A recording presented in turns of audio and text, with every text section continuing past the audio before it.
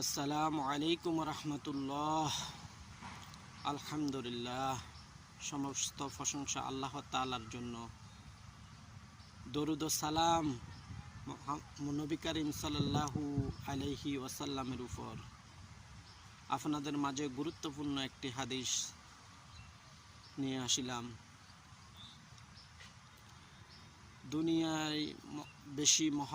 দুনিয়াকে বেশি মহব্বত করা যাবে না। দুনিয়ার মহব্বত সমস্ত গুনাহের মূল। দুনিয়ার মহব্বতের কারণে লোভ, লালসা, হিংসা, বিদ্বেষ, চুরি, ডাকাতি, সুদ, ঘুষ ইত্যাদি গুনাহে আমরা লিপ্ত হয়ে যাই।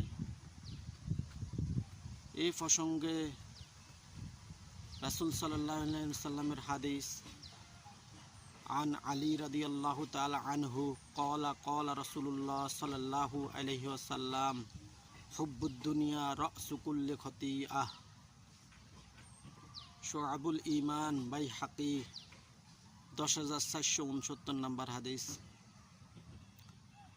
হযরত আলী রাদিয়াল্লাহু তাআলা আনহু হতে বর্ণিত, ক্বালা রাসূলুল্লাহ সাল্লাল্লাহু আলাইহি ওয়াসাল্লাম বলেছেন, দুনিয়ার মহব্বত সমস্ত গুনাহের মূল। সুতরাং আমরা দুনিয়াকে মহব্বত করে আখিরাতকে হারাতে চাই না। তাই দুনিয়ার মহব্বত যেন আখিরাত নষ্ট না করে, আমরা সেদিকে খেয়াল রাখব।